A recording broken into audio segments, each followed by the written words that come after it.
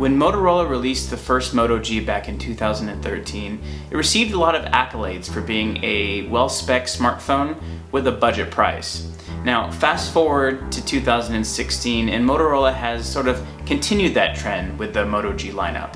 Starting with the first edition of the Moto G, from the second, third, and now the fourth, has Motorola done a good job sort of combining that well-spec'd smartphone at a budget price, or does Motorola kind of need to go back to the thinking table on this one?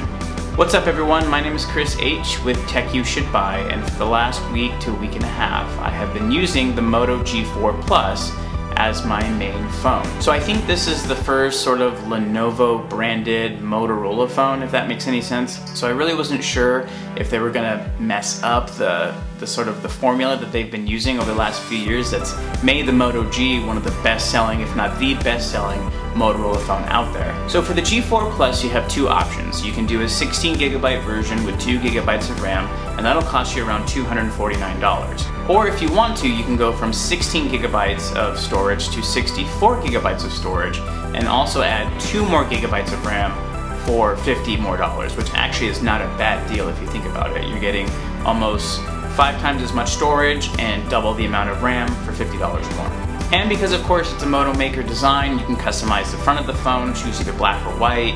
You can customize the back of the phone. There's about 6 or 7 different colors to choose from. And same thing with the little ring around the camera. The textured back on the phone is pretty nice. It's pretty easy to hold in the hand, especially because the sides of the phone are pretty slippery. So I did like the fact that they added some texture to the back of the device. Probably one of the things that I dislike most about the design is the buttons on the side of the phone, the sleep wake button and the volume button. So one of my biggest pet peeves when it comes to phones is when I get a phone and I push down on that volume rocker or that power button and the buttons feel really mushy. And I would say the G4 Plus has probably some of the most mushiest buttons I've ever felt on a smartphone. In fact, at first I wasn't sure if I was going to be able to live with it because of just how mushy it felt. It was very irritating.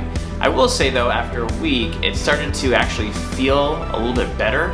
I don't know if that's possible with a phone, maybe I just got used to it.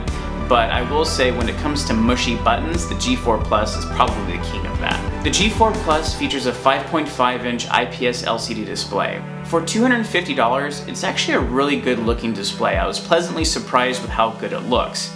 Even in direct sunlight, I had no issue seeing the phone outdoors. So one of the things about the design and features of the phone that I didn't really care for, maybe it's a bit nitpicking, but I was really hoping that this phone would have a USB-C port instead of a micro USB port. It's just more convenient when charging your phone, and it is supposed to be a standard now, so I'm kind of surprised it doesn't have it. So I'm hoping that the next generation, the 5th generation, will have the USB-C port. So probably one of my favorite things about the G4 Plus is that it offers a near stock Android experience. So Motorola does throw in a few things like the Moto Connect feature that allows for the Moto display, which essentially just shows you quick notifications while leaving the background black, or the ability to turn the camera on just by shaking the phone. But other than that, it's near stock and it was a good experience. So the model that I picked up was the 2GB version.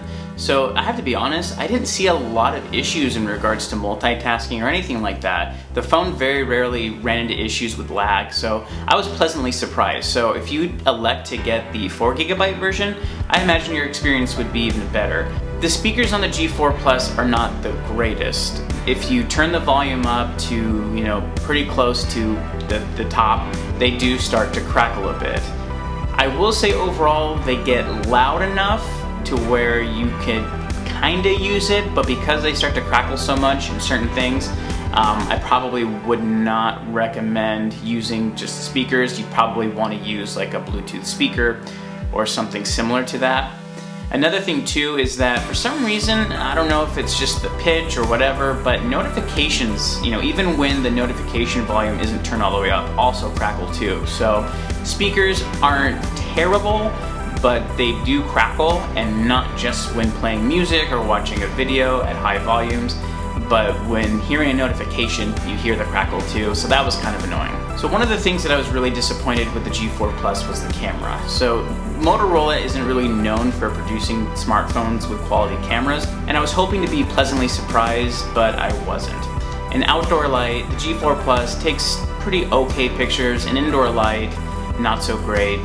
So Motorola still has a lot of work to do in regards to its camera quality. Probably the one feature that I was pleasantly surprised in was the battery life. So the first day or two that I had it, I pretty much went from about 7 in the morning to midnight with still about 35%, 40% battery life.